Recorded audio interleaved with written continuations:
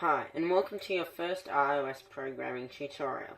Today's just going to be an introduction to how to develop your first app for iOS, and we're going to start by developing a very simple app.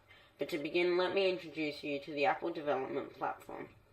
So I'm at developer.apple.com, and I'll put the link in the description, but this is the whole developer center that Apple's provided for you. And you can access a whole lot of resources, and for $99 a year you can publish applications to the App Store. So I recommend checking it out and going in depth and looking into all these various links and seeing what you can find out about iOS development, and it's a great resource. Programming for iOS uses a programming language known as Objective-C and a compiler called Xcode. Xcode is developed by Apple and is used for programming Mac and iOS apps, meaning iPad and iPhone. You can download Xcode from developer.apple.com, but we're just going to download it from the Mac App Store. So let's go to Safari now, and if you go to the Mac App Store and just search Xcode, you'll find that it's the first app that comes up. So click into Xcode and open it up, and this is Xcode. You can install it. It's just over a gigabyte, the download size, so it takes a while to download, but it's free, and you do need it for developing iOS applications. Once you've got that installed, let's go ahead and open it up. Agree to the software license agreement and click on Create a New Xcode Project.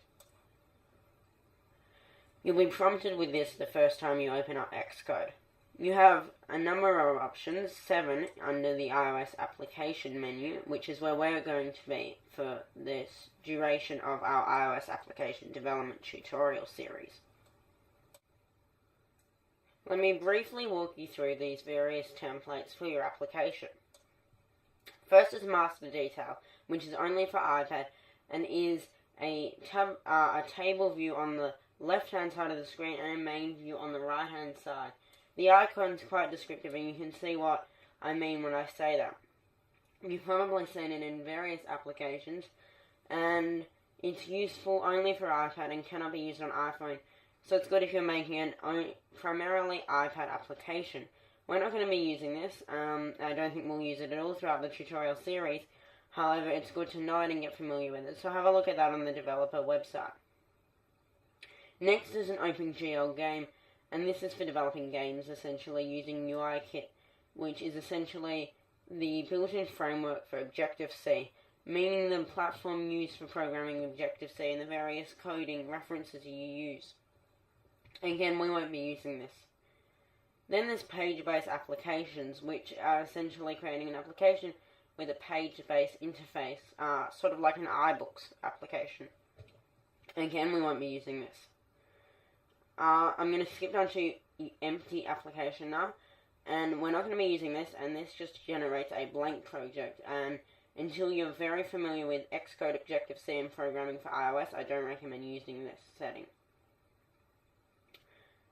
Finally for what I'm showing you is a utility application which sets up 2 screens, a main screen and then a button that takes you to another screen. Again, we're not using this throughout the tutorial series. What we will be using are tabbed applications and single view applications. A tabbed application is a blank application that has a tab bar at the bottom and 2 views already set up. Tab bars are seen in many iOS applications, even system applications such as iTunes and the App Store, which both use a tab bar at the bottom of the application for navigating throughout the various screens.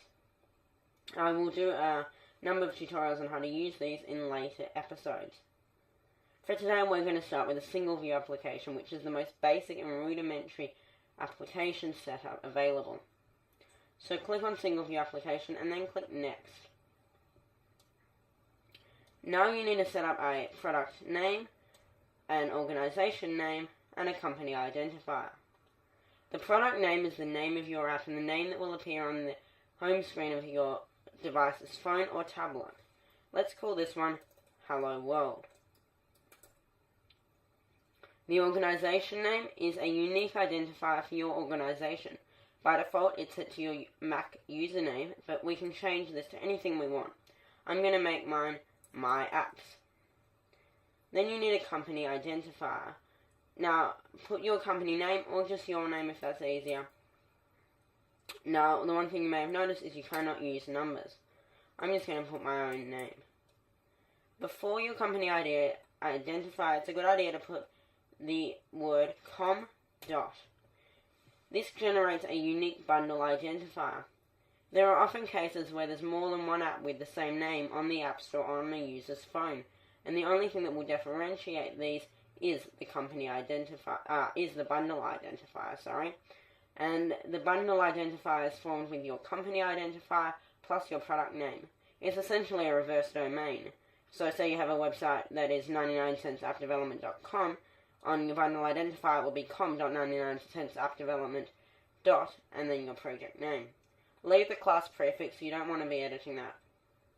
For devices, you can select a universal, iPhone or iPad application. I'm going to do iPhone for this basic Hello World application.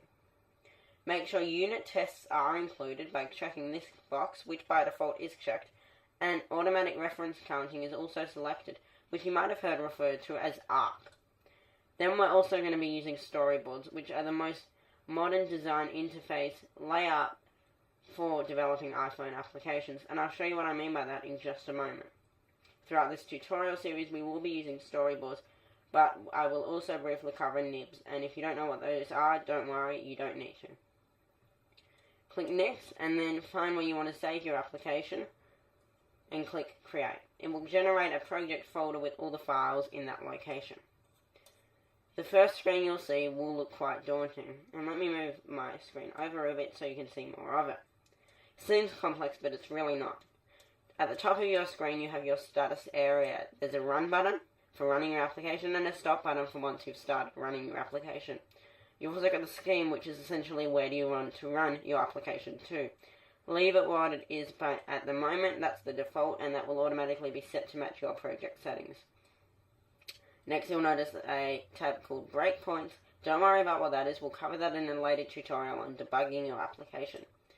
Then you've got your status window, which gives you any important messages relating to your application and where you can find more information about them, as well as progress on, for example, running your application. To the very right you can see your editor tab, which shows you various editor modes you can go into. I'll show you more about this in an Xcode tips and tricks tutorial. Then you've got a View tab, which allows you to adjust the view of Xcode and what it looks like. I will briefly cover this in the later part of this tutorial. Then there's the Organizer button, which brings up the Xcode Organizer.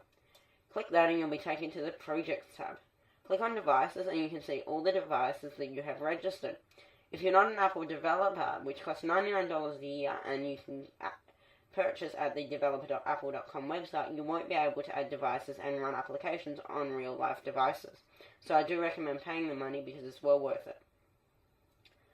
Then you've got your repositories. So that's mainly for if you have a Git repository that you want to upload your application to, and Xcode can do that for you. Documentation is a built-in documentation set built right into Xcode, so you don't even need to visit the developer website and find out more information, and there's even videos you can watch on the development process, and I will also show you how to access these from in your code directly. Back in the main Xcode window, we can see to the left we have this view here, and that's called our hierarchy panel. It shows us the hierarchy of all our files. So at the top we've got our whole project. Then we have all our files which run the application, all the frameworks, and a framework in object-oriented programming, which is what this is essentially a set of commands that you can then reference. So it's like a library, which is exactly what it's called. You can say, I want to use code from this library, and then use it in your application with minimal effort. You'll see what I mean in that in a later tutorial, and you'll find that you use frameworks a lot. Right now it probably seems very daunting, and you probably have no idea what I'm talking about, but you will get used to the idea of using frameworks. Then you've got a file called Hello World Test, or your app name tests. Don't worry about these files, you don't need those, and under supporting files you also don't need to use any of these files at this stage. Products is just what is generated by default. They'll be in red, don't worry, that's not an error, just ignore it. To the center of the screen we can see our project summary window. We can see our bundle identifier, which we can change. We can't change the name of the project though. We can change the version of the application, the devices it runs for, and the deployment target, being the lowest operating system the user can have running on their phone. If you've got the latest version of Xcode as of the middle of 2013, the lowest setting you can have is iOS 4.3, but I recommend putting it onto a slightly higher setting. The disadvantages of putting it onto a higher setting include that it won't be compatible with older phones that haven't been updated. However, if you put it to, say, iOS 4.3, you won't be able to use some of the system features provided by iOS 6, such as built-in Facebook integration, which can be a problem in your application. It really depends what you're developing for. And throughout the tutorials, at the start of each tutorial, I will tell you what deployment target to set the application to match the code that we'll be using in our application. Don't worry about the main storyboard or the main interface, but let's have a look at supported interface orientations, which is fairly simple to understand what it does. You go to portrait. Does your application support portrait, upside down, landscape left, or landscape right? If it's got a black background, it means it supports that, and to make it unsupport that, just click on it, and then you can click again to support it. I want my application to work only when the phone is oriented in a portrait orientation facing up. The reason that upside down is not selected by default is on an iPhone, if the application is interrupted by a system function, say a phone call, and the phone is upside down, there may be a problem for the user. Apple don't discourage you using an upside down orientation, however it isn't recommended, and it's better just to leave it as portrait if your application is only going to support portrait. The status bar is the status bar at the top of your phone, and you can change what it looks like initially. We'll go into more detail on that later. Then there's the loading images, known as launch images, and the icons, which I'll also go into more detail about. Then all of this is all complex, and you really don't need to worry about it for now. If you do ever want to change your project name, just go to the left, to the right of the screen, and you'll notice under the Identity tab, which you may not be able to see, so just click the triangle, you'll see Project Name Hello World. If I want to change this, I can just change it to whatever I want, press Enter, and then Xcode will automatically ask me to rename all of these files.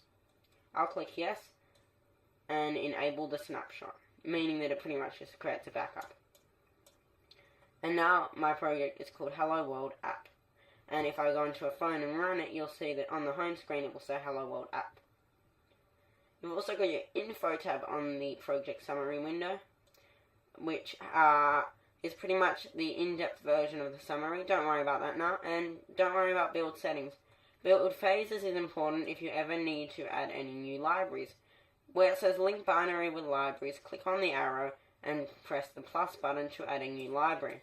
I'll go through that in a later tutorial, but if you do ever follow other tutorials that require you to import libraries, that's what it means. And again, don't worry about build rules. So that's the basics of Xcode, and I'll go into more detail about how we can use it in the next tutorial, where we will create a basic Hello World application that takes the text a user entered into a text field and puts it into a label. Thanks for watching, and be sure to like and subscribe, and visit our website 99centsappdevelopment.com and contact us if you have any questions. Thanks for watching.